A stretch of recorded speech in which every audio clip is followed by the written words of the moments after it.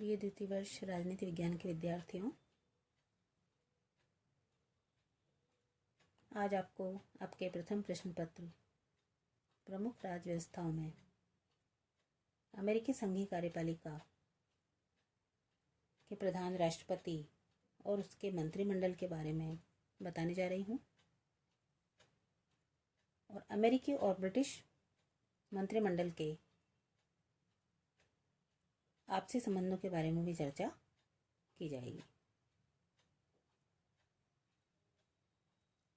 अमेरिकी मंत्रिमंडल के सदस्यों को राष्ट्रपति द्वारा मनोनीत किया जाता है, लेकिन इसे सीनेट की स्वीकृति प्राप्त होनी चाहिए। सीनेट इनके मनोनयन पर स्वीकृति देने से बहुत कम इनकार करती है, क्योंकि राष्ट्रपति के मंत्रिमंडल के सदस्य राष्ट्रपति के व्यक्तिगत सहायक होते हैं और इसलिए ऐसा माना जाता है कि उनका चुनाव राष्ट्रपति की पसंद से ही होना चाहिए। सीनेट ने अब तक केवल 7 बार मंत्रिमंडल के सदस्यों की नामजदगी को अस्वीकार किया है, जिन्हें अपवाद ही कहा जा सकता है। राष्ट्रपति को अपने मंत्रिमंडल के सदस्यों के चयन में बहुत अधिक स्वतंत्रता प्राप्त होती है, किंतु व्यवहार में मंत्रिमंडल के साथियों का चयन करने में उसके द्वारा अनेक बातों का ध्यान रखा जाता है। सर्वप्रथम, वह अपने दल के समर्थकों और मित्रों को प्रसन्न करने के लिए उनमें से कुछ को सचिवों के रूप में नियुक्ति दे देता है।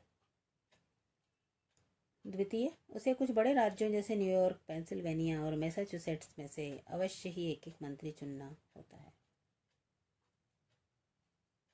राष्ट्रपति के द्वारा विरोधी दल का सहयोग प्राप्त करने के लिए उसके कुछ सदस्य भी मंत्रिमंडल में लिए जा सकते हैं।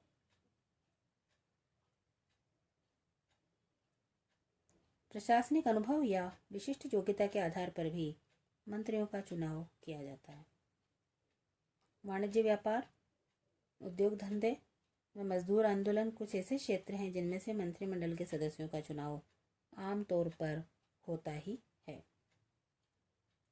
मंत्रिमंडल की स्थिति और राष्ट्रपति तथा मंत्रिमंडल में संबंध देखें तो विलियम हार्बर्ट टाफ्ट ने लिखा है कि मंत्रिमंडल राष्ट्रपति की इच्छा का परिणाम मात्र है। इसका कोई विधितय या संवैधानिक आधार नहीं है। इसके अस्तित्व का आधार केवल परंपरा है।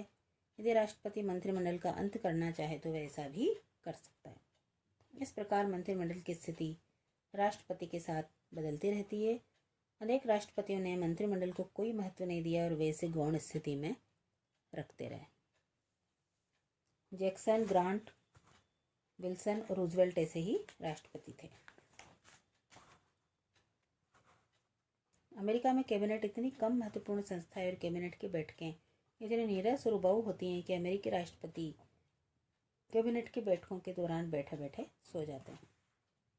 इस प्रकार राष्ट्रपति और मंत्रिमंडल के पारस्परिक संबंध में आधारभूत तथ्य राष्ट्रपति की सर्वश्रेष्ठता है और लॉस्की के शब्दों में कहा जा सकता है कि राष्ट्रपति कुछ सीमा तक सारे राष्ट्र का प्रतीक होता है। यही कारण है कि जब तक वह अपने पद पर रहता है तब तक उसका कोई प्रतिद्वंदी नहीं हो सकता।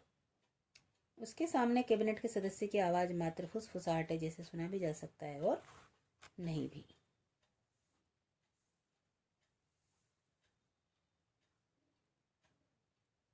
यद्यपि मंत्रिमंडल पर राष्ट्रपति की प्रभुता है, लेकिन अमेरिकी प्रशासन का अधिकांश कार्य इन विभाग प्रमुखों द्वारा ही किया जाता है और अमेरिकी मंत्रिमंडल की अपनी उपयोगिता है, इससे इनकार नहीं किया जा सकता। धन्यवाद।